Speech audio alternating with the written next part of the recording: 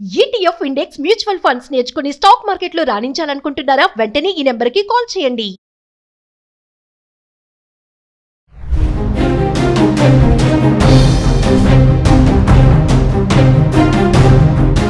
నమస్తే, welcome back to Suman TV. Present మనతో పాటు ఉన్నారు family counsellor, motivational speaker, public speaker Rajanirama గారు.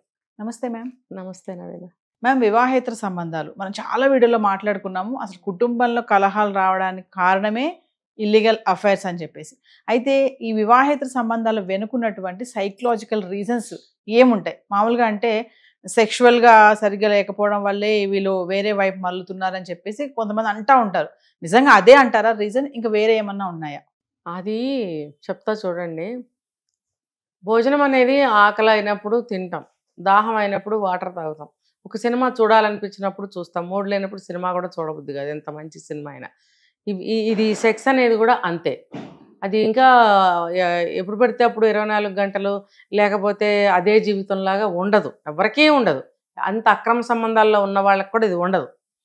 ఇది ఎమోషనల్గా ఏంటంటే ఒక భావ ప్రకటన అనుకోండి, లేకపోతే భావోద్వేగం అనుకోండి, ఒక భావాన్ని మనం ఇంకొక వ్యక్తికి కన్వే చేయటం అనేది ఇదంతా కూడా ఎమోషనల్ కిందకు వస్తుంది.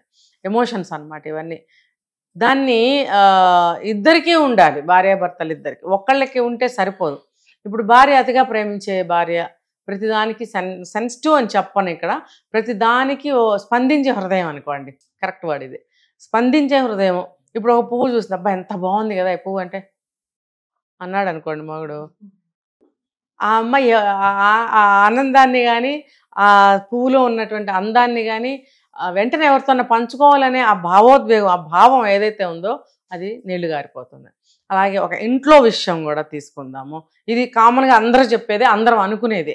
వంట చేసినప్పుడు ఇప్పుడు రోజు వంట చేస్తుంది, ఏదో ఒక రోజు ఏదన్నా ఒకటి నచ్చకపోతుందా నీకు? 100 రకాలు పెట్టింది అనుకుందాం ఇప్పటి వరకు ఇన్నేళ్ళు జీవితంలో, 100 రకాల్లో నీకు ఒక్క రకమైనా ఎప్పుడైనా నచ్చకపోయిందా?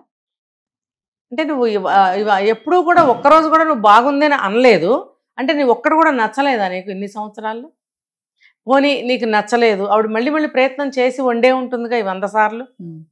ఆ చేసిన ప్రయత్నం కూడా ఫలించలేదా అంటే అది కూడా నీకు నచ్చలేదా? అంటే నచ్చకపోవడం కాదు, వాడు అలాగే ఉంటాడు. అంటే ఇక్కడ ఎమోషనల్ సపోర్ట్ ఉండాలి అంటారా? ఉండాలి. సపోర్ట్ అని కూడా నేను అన్ను, అది కనెక్ట్ అవ్వాలి. తనే ఒక మంచి పని చేస్తాడు, చేసినప్పుడు ఈమె మెచ్చుకోవాలని తనకు ఉండదా? ఎంత ఆ ఫీలింగ్స్ భార్య పట్ల చూపించకపోయినా తన విషయానికి వచ్చేటప్పటికి తనకు ఖచ్చితంగా ఉంటుంది.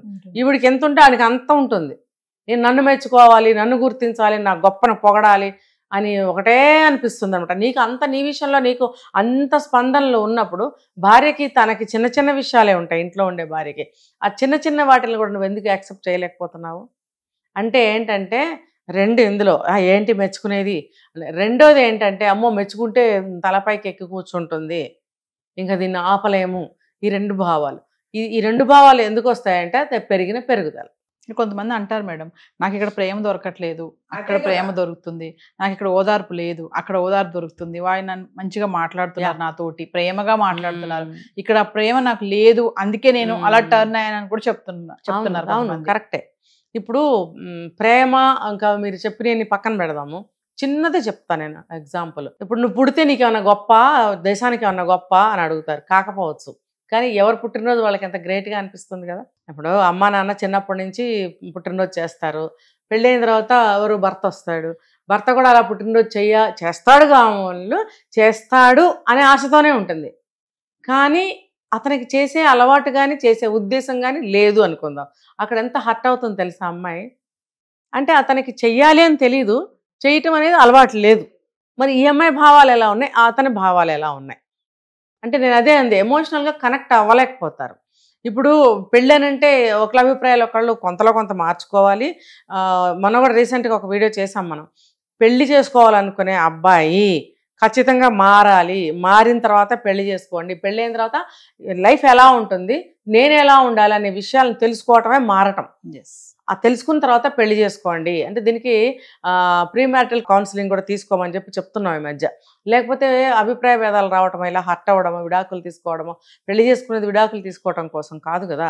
ఇవన్నీ అర్థం చేసుకోవాలి కాబట్టి ఆ కౌన్సిలింగ్ తీసుకోమని చెప్తున్నాం, అందులో ఇవన్నీ వస్తాయి. సో అవి ఎవరు తెలుసుకోకుండా ఇవే కంటిన్యూ చేస్తున్నారు పాతవి. ఇప్పుడు ఈ చిన్న విషయం బర్త్డే విషయం తీసుకుంటే అలా ఉంటాడు. అలా ఉన్నప్పుడు ఈ అమ్మాయి హర్ట్ అవుతుంది.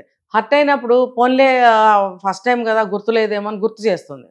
మళ్ళీ అతని బర్త్డే వచ్చినప్పుడు తను కొత్తగానే వచ్చింది కదా, అతని బర్త్డే తెలుసుకుని చాలా బాగా సెలబ్రేట్ చేయాలి ఉన్న దాంట్లోనే చాలా ప్రయత్నిస్తుంది. ఎందుకు? తన ప్రేమని ఆ రకంగా చూపించాలని ప్రయత్నిస్తుంది. అంటే ఆ అమ్మాయి కూడా నీలాగే బయట నుంచి వచ్చింది, నువ్వు బయట నుంచి వచ్చావు, మరి నీ మీద అమ్మాయి అంత ప్రేమ చూపించాలి ఎందుకు అనుకోవాలి? నువ్వెందుకు అనుకోవు?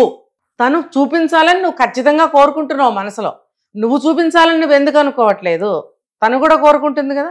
కొత్తగా పెళ్లి చేసుకుని వచ్చిన వాళ్ళు ఇద్దరం ప్రేమ అనే బీజం వేసి ఆ మొక్క మొలిపించి దాన్ని మహావృక్షంలాగా చేయాలి ప్రేమ అనేదాన్ని అని ఆడపిల్ల ఎక్కువ కోరుకుంటుంది, మగవాడు తక్కువ కోరుకుంటాడు. ఎందుకు? చాలా తక్కువ మంది ఉంటారు ప్రేమగా చూసే భార్యల్ని. ఎందుకు ఇలా ఉంటున్నారు అని అంటే నేను చెప్పాను కదా ఇందాక, అవి రీజనింగ్స్, కొంత పెరుగుదల కారణం. ఆ పెరుగుదల కారణం వల్ల ఏమవుతుందంటే మైండ్ ఫ్రీజ్ అయిపోతుంది వీళ్ళకి. ఫ్రీజ్ అయిపోయి భార్యకి పుట్టినరోజు చేస్తే ఇంట్లో వాళ్ళు ఏమనుకుంటారో, భార్యకి ఏదైనా కొని పెడితే ఇంట్లో వాళ్ళు ఏమనుకుంటారో, పెళ్ళాం చుట్టూ తిరుగుతున్నాడు రా, పెళ్ళామే జీవితం అయిపోయిందిరా, పెళ్ళాం తప్ప ఎవరు కనిపించట్లేదురా అని అంటారు కూడా. వీటికి భయపడి వీళ్ళు ఇటు చుట్టం మానేస్తారు. కొంతమంది ఏంటి చక్కగా చూసుకుంటారు భార్యని, అది కూడా పెరిగిన పెరుగుదలే. తల్లిదండ్రులు అలా పెంచడం వల్ల వాళ్ళు వాళ్ళ భార్యల్ని బాగా చూసుకుంటారు, సరిగ్గా పెంచకపోవడం వల్ల వాళ్ళ భార్యల్ని ఇలా ట్రీట్ చేస్తారు. అక్కడ వస్తుంది మెయిన్ పాయింట్. తర్వాత ఎవరు ఏమన్నా అనుకోండి, మనం అనేది మనకంటూ ఒక జ్ఞానం ఉండాలి కాబట్టి మారాలి. ఈ భార్య ఎంత బాధపడుతుంది కదా, మనం కూడా మారాలి అనేది గ్రహించరు. అలా ఒకటి కాదు, ఎన్నో లెక్క పెట్టుకుంటూ పోతే మనకి వాళ్ళ టైం సరిపోదు. అన్ని రిక్వైర్మెంట్స్ తనవే కాకపోవచ్చు, ఇద్దరికి కలిపి ఉంటాయి ఆ రిక్వైర్మెంట్స్ అనేవి. ఇప్పుడు ఒక మంచి వంట చేసుకున్నాం, ఇద్దరం తింటాం. ఒక సినిమాకి వెళ్తాం, ఇద్దరం వెళ్తాం. సినిమాలో కడుపు నొప్పి వచ్చే అంత నవ్వే అంత జోక్ వస్తుంది, బ్రహ్మానందం గారిదో లేకపోతే రాజేంద్ర ప్రసాద్ గారిదో అనుకుందాం. చచ్చినా నవ్వడు, ఇలాగే కూర్చుంటాడు. అమ్మో భార్య ముందు నవ్వితే చులకనైపోతాను. అంటే నీ ఎమోషన్స్ని నువ్వు ఏ రీజన్ తోటి నువ్వు ఆపుకుంటున్నావు? తను బాగానే నవ్వుతూ ఉంటుంది, అతను అలా ఉండటం వల్ల ఈ అమ్మాయికి భయం వేస్తుంది అనమాట. తను నవ్వాలా మానాలా? తనకి నవ్వు వస్తూ ఉంటుంది. ఫర్ ఎగ్జాంపుల్ కామెడీ అంటే ఇష్టం అయి ఉండొచ్చు, నవ్వుతూ ఉంటుంది. అతన్ని చూసి నవ్వు ఆపేయాలా? తన ఆనందాన్ని ఆపేసుకోవాలా? లేకపోతే నవ్వకపోయి తనకు నవ్వు రాలేదేమో నేను నవ్వుదాంలే అని అనుకోవాలా? తెలీదు. జీవితకాలం అదే కంటిన్యూ అవుతూ ఉంటే కనుక ఆ అమ్మాయి పరిస్థితి ఏంటండి? నువ్వు ఎక్కడా ఆ అమ్మాయితో కనెక్ట్ అవ్వట్లేదు. అప్పుడు ఏమవుతుంది?